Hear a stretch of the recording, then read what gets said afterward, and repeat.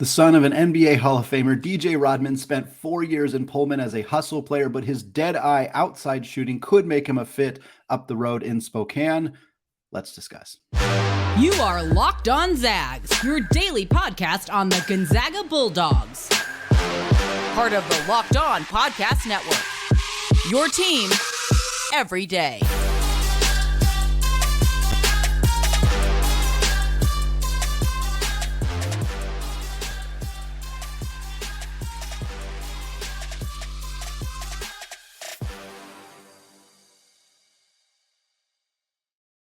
What is going on, y'all? Welcome to the Locked On Zags podcast, part of the Locked On Podcast Network, your team every day. I'm your host and longtime Gonzaga podcaster, Andy Patton, here to give you news and updates on all things Zag athletics. We got a fun, well-rounded show for you today. We're going to talk about the Gonzaga women's team to close out the show. They got a couple of fun updates coming their way. We're also going to discuss Dominick Harris, who has landed at LMU, sticking in the WCC. What does it mean for Dom? What does it mean for the Lions? And what does it mean for the Zags? We'll cover all of that. But we're going to lead the show talking about another potential transfer portal addition for the Zags. We continue to look at ways this team can improve the roster. They still have a few roster spots to play with, kind of depending on what happens with Anton Watson and Malachi Smith. We expect Watson to come back. A little bit less certain on Malachi Smith, and trying to find ways to kind of fill out the roster with some of the holes that this team may still have to fill. And I think one area where we could see some growth is potentially at the backup 3, the backup 2-3 spot. Again, it depends on what's going on with Malachi Smith. But one player that really stood out to me who very recently entered the transfer portal, doesn't have a list yet, anything like that, is DJ Rodman. And for those of you who are in the Eastern Washington area, you've probably heard about DJ Rodman. You've probably seen him play a handful of times. He's a 6'6" forward from Newport Beach, California. He is the son of NBA Hall of Famer Dennis Rodman. I feel compelled to put that out there, although I think a lot of people probably could have guessed that from the teaser there. Son of an NBA legend, of course, Dennis Rodman, one of the league's all-time great rebounders, all-time great bad boys, played for those tremendous Chicago Bulls teams in the 90s. DJ Rodman was a much less heralded player coming out of high school. He really didn't have any stars on 24/7 Sports. The only other school that was known to be recruiting him outside of Washington State at the time was Cal State Fullerton in the Big West. But what Rodman did is he went to Washington State and he just grinded for 4 years and continued to improve, continued to see his playing time tick up. He's a fantastic player. He's really good at taking charges. He's really good at diving on the floor for loose balls. He does all of that kind of gritty, dirty work stuff that made him a huge fan favorite in Pullman. They absolutely love Rodman in the Palouse. And it was a little bit of a surprise to see him enter the transfer portal. He kind of committed after the season. He said, look, I got one more year left. He's played at Wazoo for 4 years. He's got that extra year of COVID eligibility. And he said, look, I'm going to play at Wazoo. I'm sticking around. And then a few weeks later, suddenly he decides to enter the transfer portal. So not exactly sure if there's anything specific going on there, if he just changed his mind, had a change of heart, decided he wanted to capitalize after having what was very clearly the best season of his collegiate career last year for the Cougars. And I want to talk about that because he emerged as he started his career playing 12 minutes a game, and he finished his career at Wazoo in this last season making 30 starts out of 31 games, playing 31 and a half minutes per night. He averaged 9.5 points, 5.8 rebounds, 1.4 assists. He was only 46% on 2, so not super effective right around there, but he did shoot a career high by a significant mark, 38% from deep. 38% from beyond the arc. He made 52 threes this past season. He had made 51 threes in his previous 3 seasons combined. Of course, much more minutes in his senior year. But regardless, we saw a huge uptick in his performance as an outside shooter. And that is really where his strength could lie in a theoretical fit at Gonzaga. He also showed up in some big games for Wazoo. He had 19 points and 5 rebounds on 7 of 10 shooting against UCLA in a home game for Washington State. He also had a nice 16 and 12 double-double at Arizona State for Washington State as well. So kind of a player who he's not going to come into Spokane and be an instant starter, 30-minute per game guy, program changer the way Ryan Nembhard is, the way even Graham Ike is, even though his role is a little less defined at this point. But he would be a guy who would come in and play a significant role as a hustle player off the bench right away. No list has come out on Rodman yet because he just entered the transfer portal. There are plenty of schools that I think could show some interest here. I think other Pac-12 schools like Arizona State, I think is going to show some interest. I think USC might get involved, especially as they've lost 6'7" wing Trey White to the transfer portal. Arizona could even get involved here as well if they wanted to. Cal is a program that has lost so much talent from their roster, so many players from their roster, and still just has a lot of spots to fill. And I think Rodman would be, if not a starter, a highly impactful player for that program right away. Vanderbilt's another program that has a ton of needs on their roster. A few other teams that kind of stand out to me. He strikes me as a kind of a Houston type player. If he was willing to take a smaller role, he could go to the Cougs and play there. Memphis and Baylor are teams that could use wings, and he would fit that bill for them. Georgetown makes some sense. Rodman has a sister in the Washington, D.C. area, and if Ed Cooley and the Hoyas came calling, I could see him moving across the country and getting a chance to play for one of the premier Big East programs in the country. So there's a lot of different options potentially. Again, we haven't seen a list out. These are just schools that I think might make some sense. I imagine for some of you, by the time you're listening to this, there's probably already been a list that has come out for Rodman. Again, looking at his role, we kind of already touched on this, but he would be kind of the backup wing to Steele Venters, is how I envision it. Those two guys would compete to start at that 3 spot. Again, we're making the assumption that Julian Strother is not coming back. We're making the assumption that Anton Watson and either Graham Ike or Ben Gregg are starting in the front court, that Ryan Nembhard and Nolan Hickman are starting in the back court, and that Steele Venters right now is starting at the 3. Rodman would be a guy who would compete for that spot. Could be a sharpshooter off the bench, could kind of sort of fill the Malachi Smith role. I want to be clear, he's a different player than Malachi Smith, so it wouldn't fill that role exactly. But if he can shoot 38% like he did last year, and this wasn't just like 38% on 1.5 attempts per game, he was taking 4 3 attempts a game. So for him, if he can continue to shoot at that rate, he would be a perfect addition for Gonzaga's bench, a hustle player, a guy who comes in, takes charges, and that's kind of something that Gonzaga is missing a little bit. Hunter Sallis was kind of that energy hustle player off the bench. Now they have Ben Gregg, and Ben Gregg fills that role very admirably. And I do think that Rodman and Gregg would be a little bit of an overlap, but I think it kind of depends if the staff feels that Rodman can play more of a guard position, because he didn't really play a lot of guard while at Wazoo. He was a distinct wing, or maybe even a small ball 4. And that, to be honest, that's not really a need for Gonzaga right now, because they have the 2 new guys coming in Alex Tui and Jun-Suk Yo. We don't really know exactly where they're at in terms of coming in and instantly contributing. I think there's a lot of optimism that Yo is a guy who could come in and play right away for this team. He's 21 years old, so he's not your traditional 18-year-old starry-eyed freshman. He has international basketball experience already. So if the staff feels like Yo is going to come in and fill a big role right away, that might make it a little bit tougher to see an obvious fit for Rodman, especially as a guy who only has 1 year of eligibility remaining. But I do think that there is a way, especially if Smith decides he doesn't want to come back, there is a way where they could find a spot for Rodman, have him play some of that 3 role. Maybe that slides Venters down to being more of the backup 2 in a situation where Venters kind of fills the Malachi Smith role and Rodman fills more of the 3 role, whether that is Venters actually coming off the bench or Rodman coming off the bench and just kind of shifting Venters down into that 2 role. There are ways that this could work. Is it a perfect fit? No. Would it be nice to have a player who has that kind of intensity on the bench, who comes in and makes plays, who gets after loose balls, who takes charges, who can also knock down open threes and forces defenses to respect him? Absolutely. Championships are won because of players like that in a lot of ways. And I do think Gonzaga has players who can capably fill that role. It's not this glaring hole, but finding a player who also fits that role, who also fills an outside shooting role, who also has the size to play multiple different positions and the defensive ability and the experience, the veteran experience to kind of know what to expect and know how this thing's going to go. I think that'd be a really nice addition for the Zags, and I'd be interested to see if they're going to pursue Rodman. We'll hopefully see a list on him very, very soon.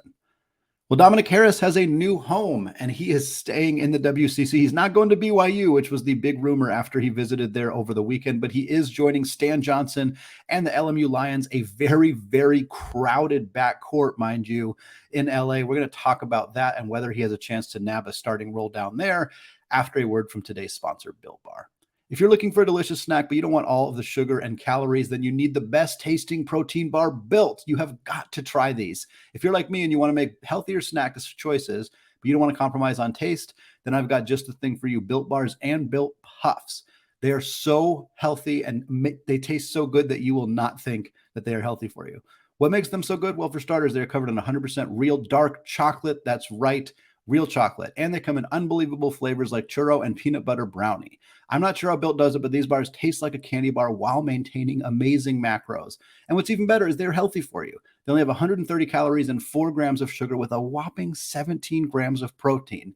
And now you don't need to wait around to get a box. For years, we've been talking about ordering your Built Bars at Built.com, but now you can get them at your local Walmart or Sam's Club, while you can still get your specialty flavors at Built.com. That's right. Head to your nearest Walmart today, walk to the pharmacy section, and grab yourself a box of Built Bars. You can pick up a 4-bar box of cookies and cream, double chocolate, or coconut puff. And if you're close to a Sam's Club, run in and grab a 13-bar box with our hit flavors, brownie batter puff and churro puff. You can thank me later. Built Bar, a proud sponsor of the Locked On Podcast Network. All right, folks, I want to thank all of you for making Locked On Zags your first listen every day. For you everyday listeners, we're going to continue to keep you updated on transfer portal news throughout the week, throughout next week. We're going to start seeing some NBA draft combine stuff, so we'll have some more conversation about what that means for Drew Timme, what that means for Julian Strother, what that potentially means for Anton Watson and others as well. So keep sticking out right here, Locked On Zags. Of course, find us on YouTube if you have not done so yet. Just go to youtube.com, search Locked On Zags, and hit that big red subscribe button. All right, we're talking Dominick Harris, the second of 3 Gonzaga players who have entered the transfer portal and now officially landed at a new home. We talked last week about Hunter Sallis finding a new home at Wake Forest. Efton Reed, for the record, might be committing to Wake Forest very, very soon. It does sound like he has made a decision he has limited his decision between Wake Forest and VCU, his hometown of Richmond, Virginia. I think there's some work on trying to find him a waiver and whether that is able to come together at Wake Forest or not. But for right now, he still remains the only Zag who entered the portal who has not committed, because Dominick Harris is going to LMU. He's going home. He's going to be much, much closer to his hometown of Marietta, California by being at LMU. And a lot of people saw over the weekend, Dom visited BYU. He posted pictures of himself in BYU gear. He had to clarify on Instagram for people who didn't see this. He had to clarify, hey, I haven't committed yet, because he was wearing the gear. He was like all excited about it. And it definitely looked like the commitment post. And he said, no, I'm just here visiting and just excited about the opportunity. And then what happened after that is that in a matter of days, BYU added 2 transfer portal guards. Keith Glover out of Samford, who started his career at Florida, then went and scored 19 points a game at Sanford last year, and Dawson Baker out of UC Irvine, who averaged 14.5 points per game as a 37% three-point shooter, I believe. So for BYU, they add those 2 guys. They have Dallin Hall coming back. They have Spencer Johnson coming back. They have Richie Saunders coming back. It started to look like BYU maybe wasn't going to be an actual option for Dominick Harris, just in the sense that maybe they would have had a roster spot for him, but I don't think they could have guaranteed him any kind of playing time with the 2 additions of Glover and Baker. Sure enough, very suddenly, without a whole lot of warning, without a visit, without the social media posts that we saw from the BYU visit, all of a sudden we get an announcement from John Rothstein of CBS Sports that Dom has committed to LMU, and that is where he's going to end up. It has been a very, very busy offseason for the LMU Lions. Dominick Harris, becomes their 5th transfer portal addition, which sounds insane. And you think, how is there any possible way that Dom is going to find any playing time at LMU if they've already added 5 other transfers and 3 of them are point guards? Yes, that is all true. We're going to talk about that. But here's the deal. LMU has seen 7 players enter the transfer portal. Guess what? Every single one of them is a guard. LMU is going to have a completely different guard rotation next season. I say 7 to the portal. 6 of them were to the portal, I should say. One of them, Cam Shelton, is out of eligibility, but he's, of course, the biggest loss. Cam Shelton was one of the best players in the WCC last year. Tremendous talent, high-level scorer, good defender, and he's gone out to graduation. They lose James Nobles. He averaged only about 2 points a game last year. Kwame Marble averaged 2.5 points per game. Jalen Anderson, that's a big loss. He was about a 10 point per game scorer for them last year. Chance Stevens has transferred to Maryland. He averaged about 6 points per game last year. And they lost a pair of players, Keon Nader and AJ Williams, who didn't really play, but still losing depth. So that's basically every guard on LMU's roster last year is gone. So, of course, it makes sense to be able to add a player like Dominick Harris, who has WCC experience, who has the pedigree, who's from the area. Totally makes sense. This is a very logical fit for Dom at LMU. But it's not the only addition they have made. They added a center from Cal and Lars Thiemann, but other than that, every other addition they have made is a guard, and there's some pretty good ones. This has been a nice season for Stan Johnson. They add Justin Wright out of NC Central. Yes, that's a small mid-major school, but he averaged 16 points and 5.1 boards at NC Central. They also add Will Johnston out of UTRGV, Rio Grande Valley. He averaged 14.5 points and 3.5 assists per game last year, and that's a team that's not too bad. And then they add Justice Hill. Justice Hill came from LSU, a high major guard, leaving LSU to come to LMU. He averaged 5.6 points and 2.7 assists per game last year. Look, I think all three of those guys are going to play. Justice Hill, Justin Wright, and Will Johnson. I think all those guys, none of them transferred to LMU to not play. They all have pedigree, or they had a lot of success at their recent school. So that kind of puts Dom in that conversation with those guys. I'm not saying he's behind them. I don't think he's behind them at all, but I think there's four guys right there who are all going to compete for playing time. And pretty much all those guys are point guards. So it'll be interesting to see if they decide to let Will Johnston handle the point guard responsibilities. He had the best assist numbers last year. Justice Hill, who of course came from LSU, does he handle the point guard duties? I suspect that Dom is not going to be the point guard for LMU. I think they're going to play him in a more off the ball role. And it's impossible to project who's going to start. I'm not even sure if Stan Johnson could tell you confidently who's going to start, because all these guys are coming from different levels. They're coming from different backgrounds, different pedigrees. It's going to be difficult to put those pieces together and kind of figure it out. But Dom is in a situation where he's obviously going to compete for playing time. He's going to compete to be a starter for LMU. I think there's a very real chance that he does end up being a starter, or at least a guy who plays 15, 18, 20, 25 minutes per game at worst. At best, he's a guy who plays 30 minutes a night for LMU and is one of their better players. I think that the range of outcomes is pretty high right now because it's early May and we're still figuring out what all these rosters are going to look like. And for LMU, it's a completely different team. I mean, it is. It's a completely different team for them. It's one of those things that, for Gonzaga, seeing a couple players enter the portal was kind of raised some anxiety levels, and I understand why, because it's so rare. But what the transfer portal is doing in other programs is staggering. You're just seeing rosters completely turn over. And I mean, Cal had 9 players enter the portal. Of course, Cal was horrendous last year, but LMU was good last year. That was one of the better teams they've had in a while. And they still have 6 players enter the transfer portal the offseason. Like, it's your entire roster. And it's not that they necessarily are going to get worse. Losing Cam Shelton hurts tremendously, but they add talented players as well. So it's just one of those things where it's hard to scout. It's hard to game plan because these rosters change so much. But for Dom, the opportunity to go home, to go to a program that has a more likelihood of getting him playing time, to get a chance to compete against Gonzaga, I'm sure that that's a factor. There's a reason he looked at BYU and LMU. I don't doubt that in any capacity, and I don't have any problem with that either. If you want to go out and play against your old team, do it. But I think a lot of people are going to look at this and think that Dom's going to be an instant starter, and maybe he will, and maybe he will be great. But LMU added a lot of other talent in that guard room, and I think it's going to be fun to see what Johnson and that staff does to put all those pieces together and figure out how to make this work, because it'll be fun to see Gonzaga get a chance to compete against one of their old players in Dominick Harris, and I hope that he does end up having a big role for that Lions team next season. All right, well, six Lady Zags are going to be set to play in tournaments this month, including a 3-on-3 squad made up entirely of Zags starting play this week. More on that coming up right after this. All right, segment 3, still Andy Patton, still locked on Zags. Switching away from talking about the men's transfer portal, potential addition of DJ Rodman, of course, talked about Dominick Harris and his departure to LMU. Want to close out the show with a handful of updates on the women's basketball side. First up, 4 Gonzaga women's basketball players are joining a team together to participate in the 3X Nationals tournament, as a 3-on-3 tournament taking place in Colorado Springs, Colorado. It is part of Team USA. If they were to win it, they would have opportunities to continue to compete and represent the country going forward. The games are going to be played May 5th through 7th. So as you're listening to this, they are about to start. And the women's team is going to play Utah on May 6th at 9:20 in the morning. The game is broadcast on usab.com. So if you want to watch, May 6th, 9:20 in the morning, West Coast time. The 4 Gonzaga players who are joining this 3-on-3 team: Brenna Maxwell, Vonnie Ejim, Callie Stokes, and Esther Little.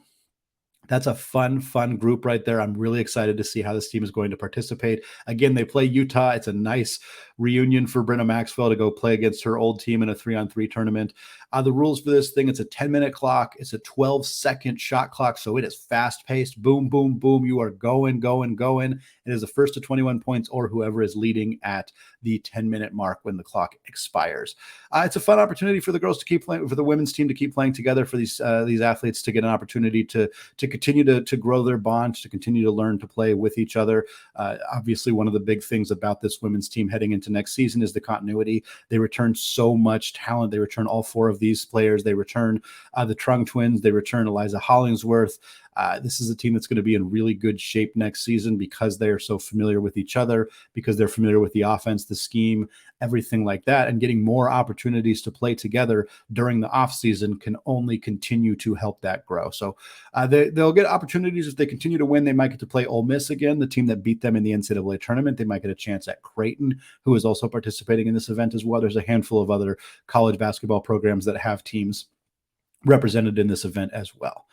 Speaking of women's basketball players playing together this summer, the Trung twins are going to play in the SEA Games with the Vietnamese national team. They played with the Vietnamese national team last year, got to go back home to Vietnam, play in front of their home country. They spoke a lot about how incredible it was to see the support that country had for women's basketball.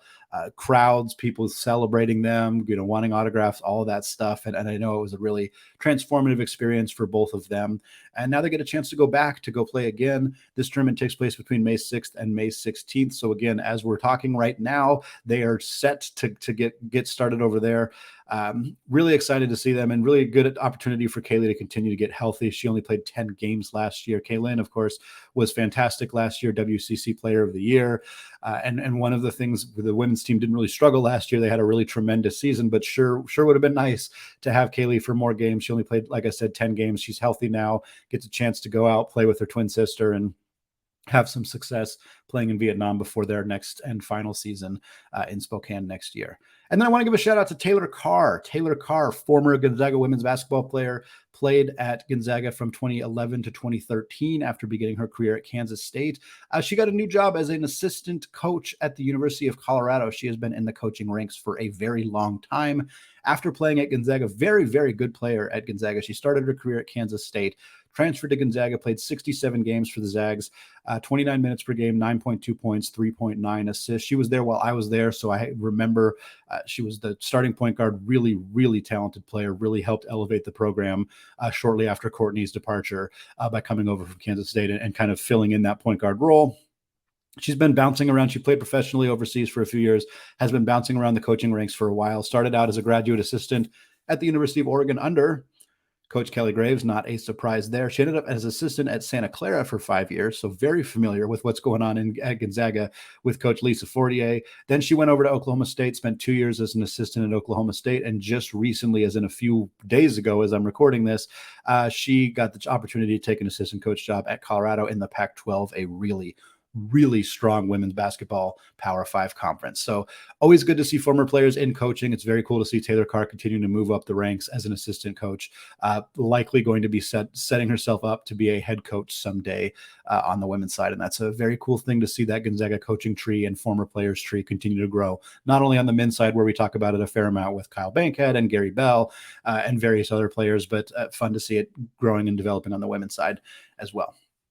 All right, that is going to do it for me today. I want to thank you all for listening so much. I really appreciate those of you who are listening for your first time, 10th time, 100th time, whatever it may be. Those of you watching on YouTube, again, go hit that subscribe button if you have not done so yet. Leave a review on iTunes. Give me a follow on Twitter, Andy Patton CBB. You can follow the show at Locked On Zags as well. We got more fantastic content coming your way later this week as we continue to look at the transfer portal, continue our season review series. Again, we'll cover some NBA draft combine stuff coming your way as well. All right, thank you all for listening, and as always, go Zags.